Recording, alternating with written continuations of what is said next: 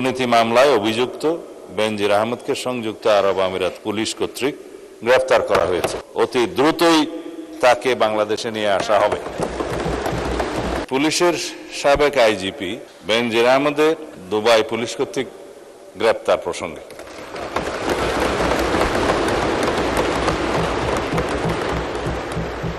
এ বিষয়ে আমি মহান জাতীয় সংসদকে অবহিত করছি যে বর্তমান সরকার দায়িত্ব গ্রহণের পর দুর্নীতি মামলায় অভিযুক্ত পুলিশের সাবেক আইজিপি বেনজির আহমেদকে গ্রেফতারের জন্য ইন্টারপোলের সাথে নিবিড়ভাবে কাজ করার জন্য নিয়োজিত পুলিশ হেডকোয়ার্টার্সের national central bureau NCB Dhaka কর্তৃক ইন্টারপোলে আবেদন করা হয়। তৎপ্রেক্ষিতে গত 11 এপ্রিল 2025 এটা 2025-এ পাঠানো হয়েছিল, আমরা এটা মনিটর করেছি।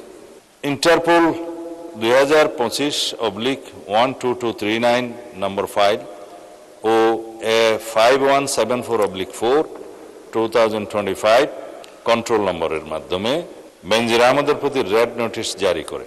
উক্ত রেড নোটিশের মাধ্যমে ইন্টারপোল কর্তৃক সংযুক্ত আরব আমিরাতের স্বরাষ্ট্র মন্ত্রণালয়কে অনুরোধ করা হয় গ্রেফতারের জন্য।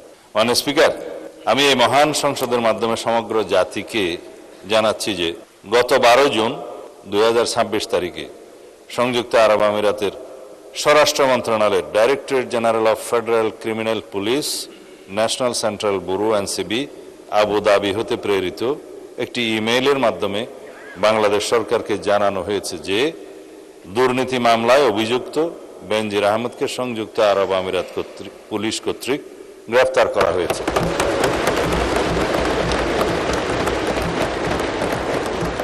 এবং তিনি বর্তমানে সেখানে আটক আছেন। মাননীয় স্পিকার, আমি এই মহান সংসদকে আরো অবহিত করছি যে এনসিবি আবুধাবি জানিয়েছে যে UAE federal law number 39 of 2006 অনুযায়ী গ্রেফতারের তারিখ হতে 30 দিনের মধ্যে কূটনৈতিক চ্যানেলের মাধ্যমে আনুষ্ঠানিক এক্সট্রাডিশন রিকোয়েস্ট প্রেরণ করতে হবে। উল্লেখ্য, বেনজির আহমেদের বিরুদ্ধে দণ্ডবিধির 420, 467, 468, 471 and 109 সেকশন এবং 1947 এর দুর্নীতি প্রতিরোধ আইনের সেকশন 5/2, 26(2) এবং 27(1) এর এবং বাংলাদেশ পাসপোর্ট অর্ডার 1973 এর 11 ধারার মানে সেকশন 11 এর মামলা বিচারাধীন রয়েছে। উক্ত বিষয়ে এনসিবি ঢাকা ইন্টারপোল চ্যানেলের মাধ্যমে রেড নোটিশ প্রকাশ, আন্তর্জাতিক সমন্বয়, বিদেশি কর্তৃপক্ষের সাথে যোগাযোগ এবং গ্রেফতার পরবর্তী ফলো আপ কার্যক্রম সম্পন্ন করেছে।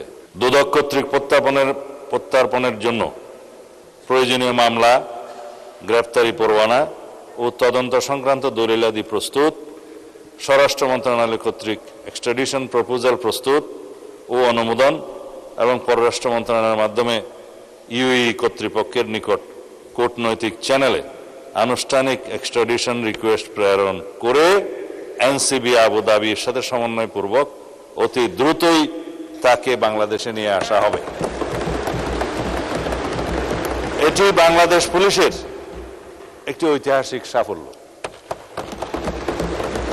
এর মাধ্যমে আমরা বিচারহীনতার সংস্কৃতি থেকে বের হয়ে আসতে সক্ষম হব ইনশাআল্লাহ।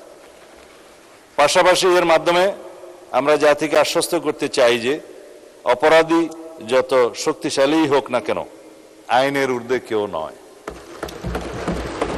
এটি দেশে আইনের শাসন প্রতিষ্ঠা এবং বাংলাদেশের ইতিহাসে মাইল ফলক হয়ে থাকবে। মাননীয় স্পিকার, আপনাকে ধন্যবাদ।